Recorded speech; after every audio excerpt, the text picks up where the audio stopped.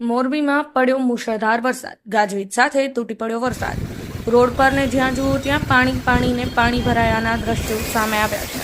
નીચાણવાળા વિસ્તારોમાં ને રહેણાંક મકાનમાં પાણી ઘૂસી ગયા હતા.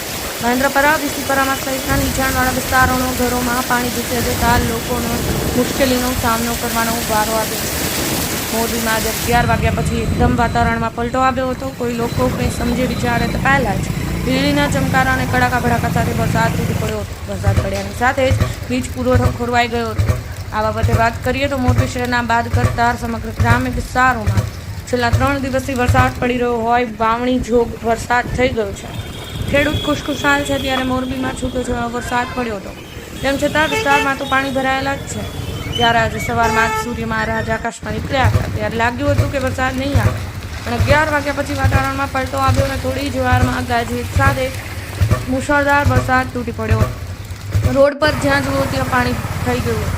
ત્યારે મોરબીમાં વરસાદી પાણીના નિકાલ માટેના 10 જેટલા વોંકળા હતા તે ભૂમાફિયાઓએ બંધ કરી દીધા છે. એટલે આ વરસાદ પાણીનો નિકાલ બંધ હોવાથી નીચાણવાળા વિસ્તારોમાં પાણી ભરાઈ ગયા છે. શ્રીકાંત પટેલ, સમય 24 ન્યૂઝ, મોરબી.